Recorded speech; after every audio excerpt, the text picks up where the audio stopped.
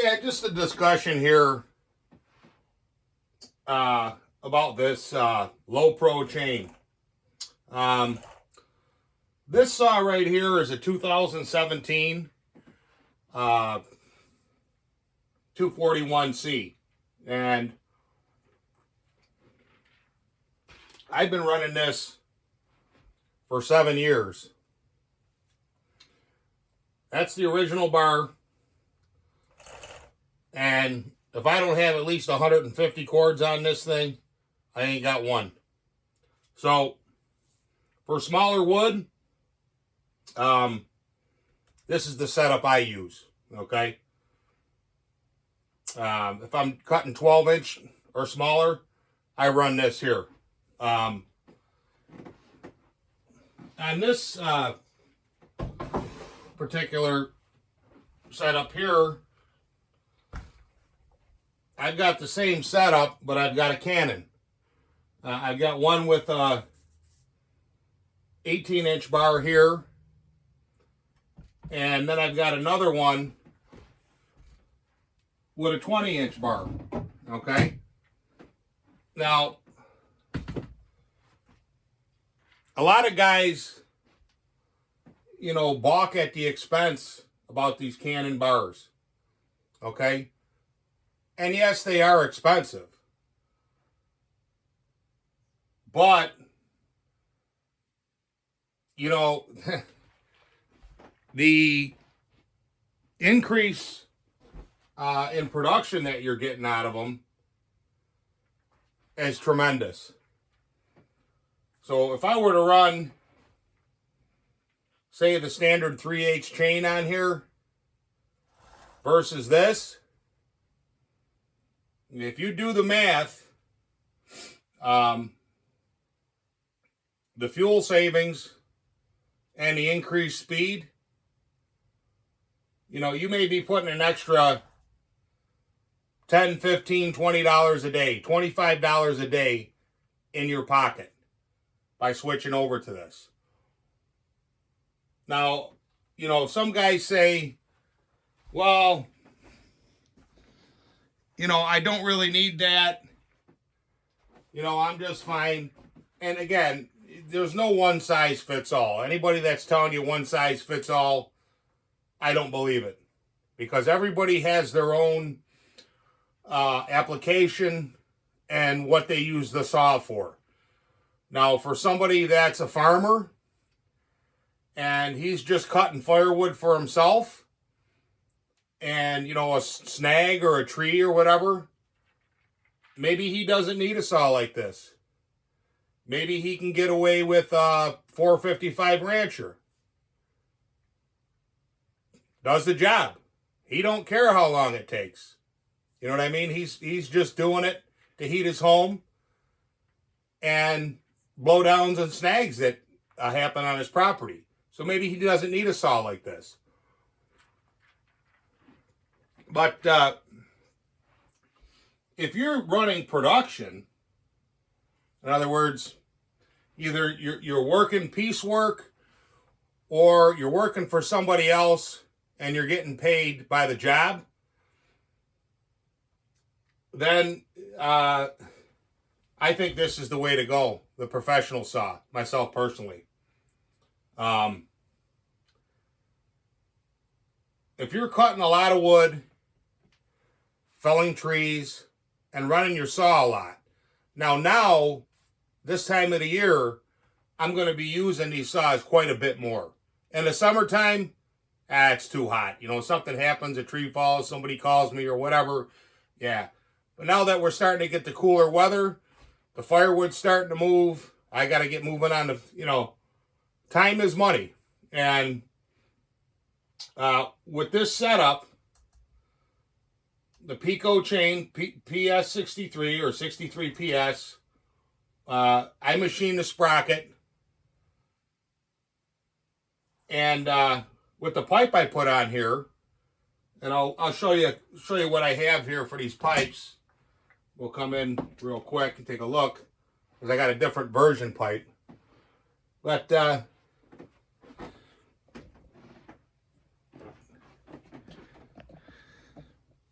that's the rowdy pipe right here. Okay, this here is just maximum RPM and power. This one here is more of a torquier pipe, and it's not as loud. The power is a little bit thicker at the lower RPMs. Okay, so right now I'm making two different styles of these pipes. But these are just bolt-on performance, okay? All you do is take your T27 and, sorry about that.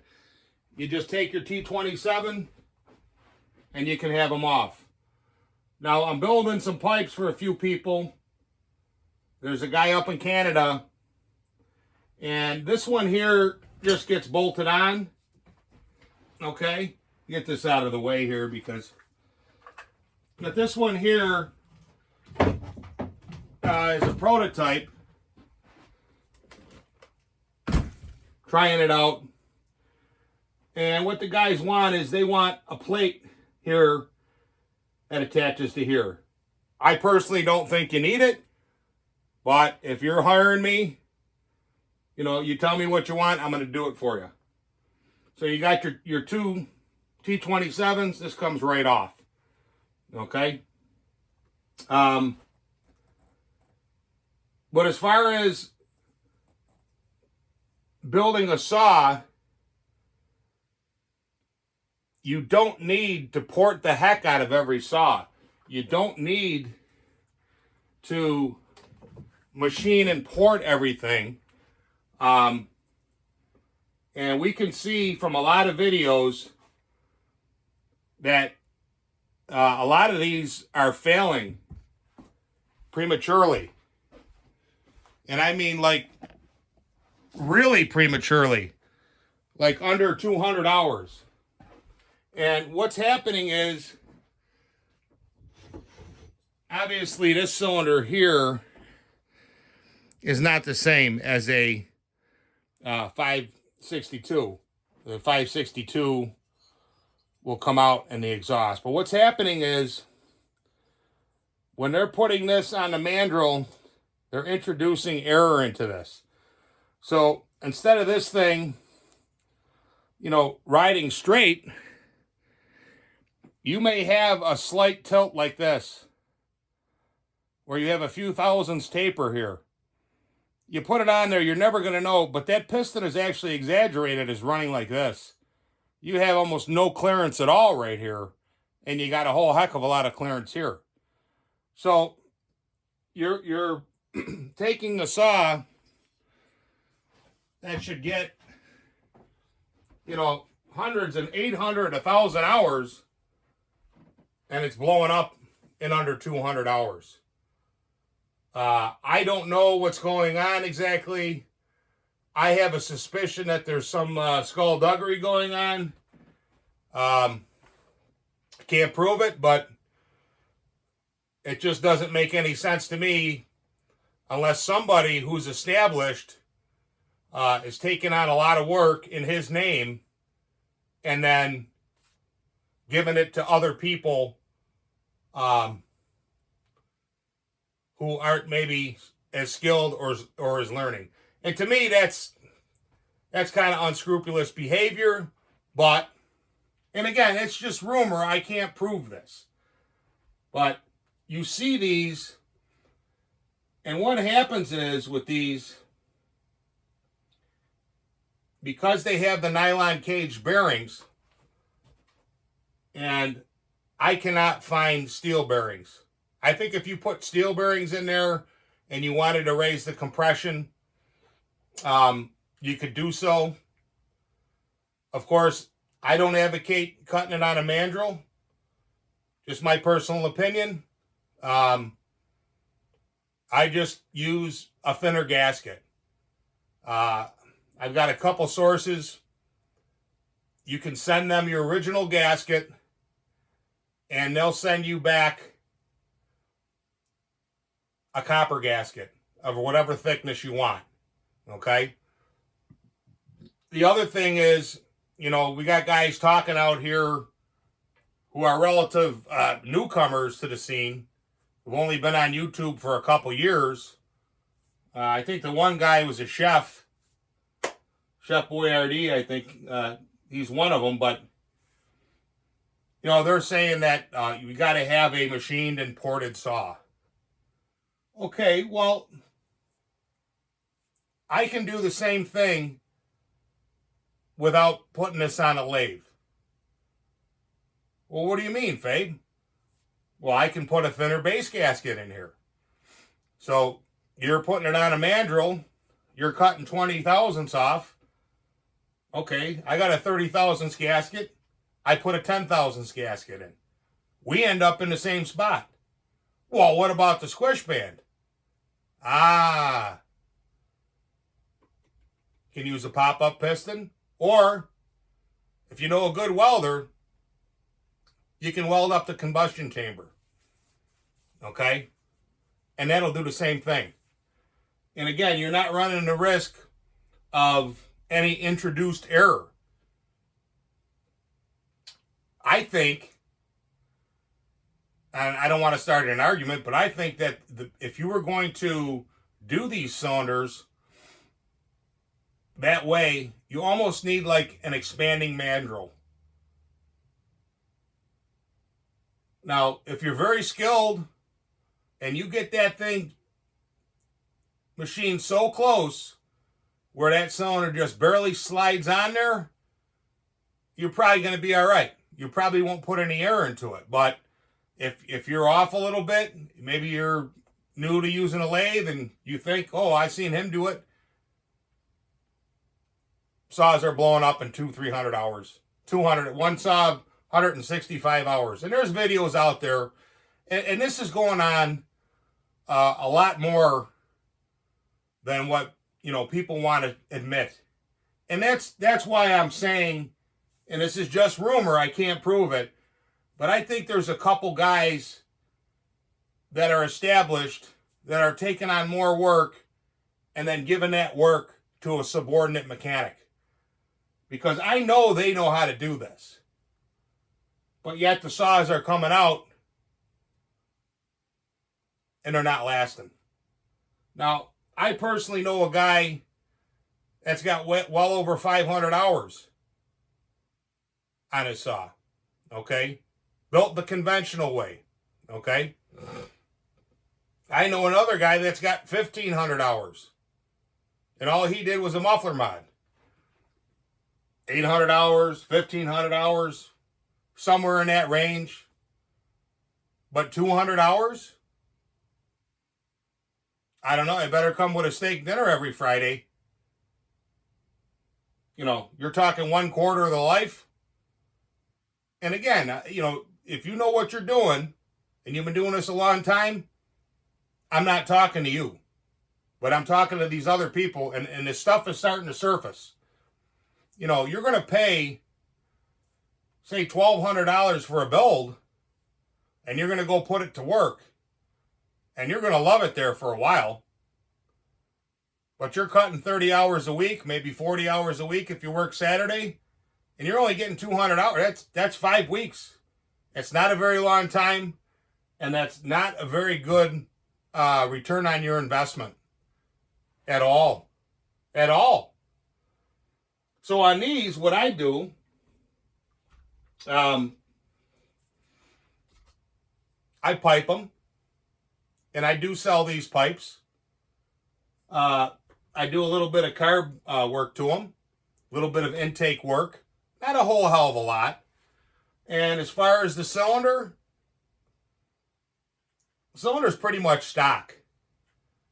I do go inside, I take these transfer caps off. You got to have a Torx, but it's got to have a little hole in the center because I can't think of the name of what these screws are, but there's a name for them.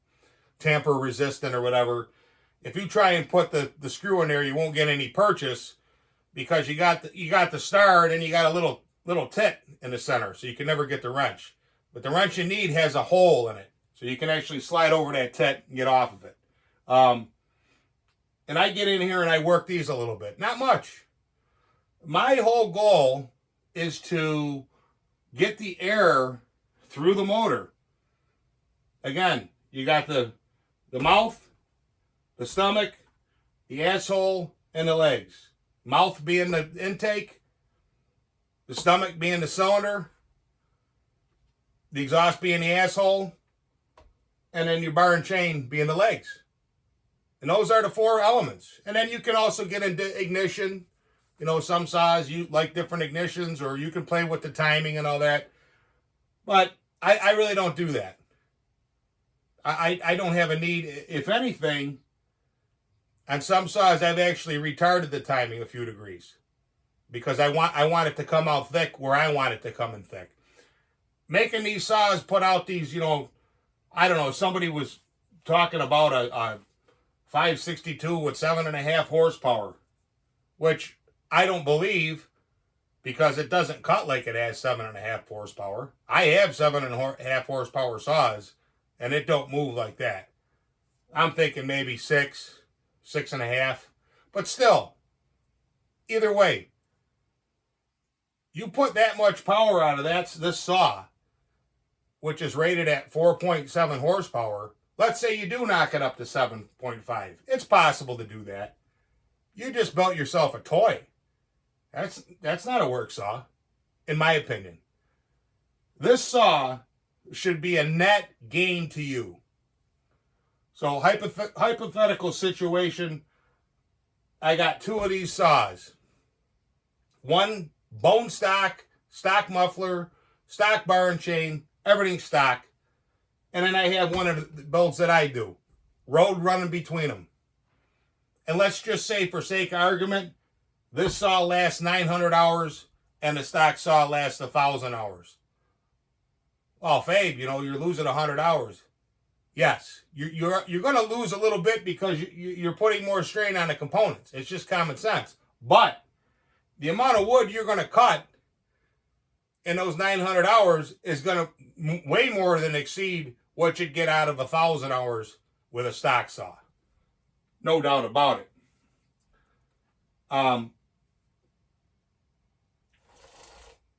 This is a really nice saw. It's a really nice chassis. With the mods I'm doing here, it really runs well. As far as these Cannon bars, like I said, you know, people bellyache about the cost, but I'm telling you right now, I know a guy, you start buying these 10 at a time, you know, we're talking 15, maybe 20%, which is putting you right back at where steel is. And these bars are better. This tip, everything. It's just, can't really tell you enough good about them, in my opinion, compared to a regular bar. I mean, there's really nothing that these things don't do. Now, there may be a little bit more maintenance. You may have to sharpen your chain a little frequently. Clean your bar grooves a little bit more, but that's part of basic maintenance. You know, I maybe cut about 2 cords worth. Saw's all dirty. I'll tear it down. Get the brush there, clean everything off. Take the bar and chain off. Take your tool or a toothpick or whatever, get all that spooge out of there, because you're going to get that sawdust in there. It's just the way it is. You're going to get something in there, and what happens, it starts wicking oil out of the chain. And the same thing with the clutch cover. When the dust gets packed in there, you start sucking the oil, and you lose oil to the chain. I mean, these are meant to run. Chain throws oil. That's just how it's meant to run. So, I mean, if guys don't want to do maintenance, well, then don't complain about the product. So, compared to a 3/8 chassis, yeah, you may have to clean it a little more frequently, but I do that anyways. As far as cut speed and fuel economy on this saw, I'm figuring, say, 15 to 17%. So that's 15% faster cutting and 15% more wood in the same time, and less fuel. Plus the engine's not working as hard. And you're actually, because it's pulling a thinner kerf, instead of pulling a 3/8 proper, you're only pulling something like this. I know it's exaggerated, but you get the idea. The motor's not laboring, and you're picking up 5, 6, 800, maybe 1,000 RPM up on top. Okay? With just some basic mods that I do. Everything works in a package. The intake, the little bit of work to the transfers, the pipe, and the bar and chain. Everything works in concert. It's like an orchestra. Okay? And if you get it right, you're going to have a heck of a machine. I mean, this thing, compared to a stock saw with this pipe, 40% faster. There's an old saying, buy once, cry once. I think we've all, in our lifetime have said, I really don't want to spend that kind of money. I'll buy this. And there's an old saying, whatever, was it Ben Franklin, I think, something, I can't recall the exact wording, but something about to the effect that, you buy something a cheap price and it's long forgotten because now you're stuck with a piece of junk. I don't work for Canon. I don't work for Husqvarna. I don't, I'm not a salesman or anything. I have the only dog I have in the fight is my experience and what I've run and used these saws for. Like I said, if you're a farmer and you're only cutting a couple cords of wood, sure, 455 Rancher is probably fine for you. Cut down the occasional tree. But if you're using these saws occupationally to make an hourly wage, you're better off. You're really better off. You're going to make more money per hour. Same thing, like same idea, same line of thinking with the kinetic splitter that I have. 2 flywheels and a ram, cam action, rack and pinion setup.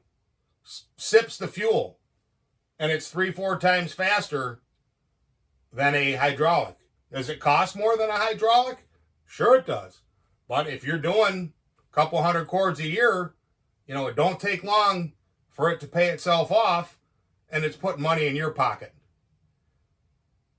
And that thing, we're looking at almost 3,000 cords on that machine, and it's still running. That Super Split. That's a guy out of Bridgeport, Massachusetts, Paul McCann. He makes them here. Wonderful machines. And I talked to him, and he said, usually you can get about 15,000 cords out of them. You'll probably go through a couple Honda motors. And we all know Honda motors, they're pretty good, man. The original ones, not the knockoffs they're coming out with, but the original Honda motors are good. They last a long time. 15,000 hours, you can do, say, 3-phase cord, that's 45,000 cord. Machine starts at $3,200 or $3,500. Good investment if you have the work. Again, I can't tell you that my way works for you. If you're a farmer, like I said, just cutting firewood for the house or maybe for your parents or whatever, the Rancher's good. But I'll tell you what, I guarantee you, if you ran one of these, when you saved your pennies, you'd want to have one of these because it's just a better experience. And like I said, the whole thing pays itself off over a short period of time. I mean, if you can do a 3-man job with 2 men, that's more profit in your pocket. If you're a faller, if you're a firewood guy where you do a couple hundred cords a year, buy once, cry once. It's your livelihood, right? Get the best equipment that you can afford. And it's going to pay you back over and over and over. Too many guys here that, they just don't want to spend any money, which is fine. But you have to have money to make money. You have to spend money, and to me, You only go around once. You know, if you were to pay somebody for a saw like this, it's gonna cost you a couple $100 for the drive and the pipe. But you can also take this pipe and put it on your 572. You can also take this bar and chain and put it on your 572. So, I was chided by some guy, one of the professional porters or whatever, YouTube, on the forum or whatever. And, I get my power out of the motor. Oh, okay. So I have this bar on here. I'm getting 15%. But you're getting it out of the motor, 15%. Could I go in here and get 15%? Yeah. Do I do that? No. Why? Because I want the saw to last. Simple as that. Somebody gets a saw from me, it's going to last. Might not cut as fast as something that's machined and ported and, over ported to the bejesus. But again, is that really a work saw? When you start getting into percentages, you take a stock saw and you're 40% quicker than stock with this. But it's going to last for you. Or you machine and port it and you get 47%. That extra 7% in a 10-second cut is what? 0.7 seconds? That's really not a hell of a lot for going from 900 hours to 200 hours if it's not built right. I mean, these saws have nylon cage bearings. You start putting too much pressure on them, improper work, you blow them up. Simple as that. I see a lot of guys, if you were to get one of these saws from them brand new, they're offering them for, I'd say, about $1,200. Do they run? Yeah. The guys that know what they're doing, you're probably going to get a lot of hours out of them. You're going to get more than 200. I guarantee you that. But the vendor I work with, I can get these saws, this bar, chain, and sprocket, and I make the pipe. I could do something for a little cheaper than that. Now, in a cookie cutting contest, will that $1,200 saw beat this one? Yeah, probably, or about the same, or maybe not. It depends. You may have a guy that's a better operator. And even though he's given up 5 to 7% power, he's just better he knows how to sharpen the chain better. Now, you really want to make these things rock, you square grind this Pico chain. And then it's all over. Then it's good night, Irene. But that's just my experience. I would say the little bit that I've used these, it's a very nice saw. It starts, it idles. There's a little tuning process you got to do when you put on the pipe.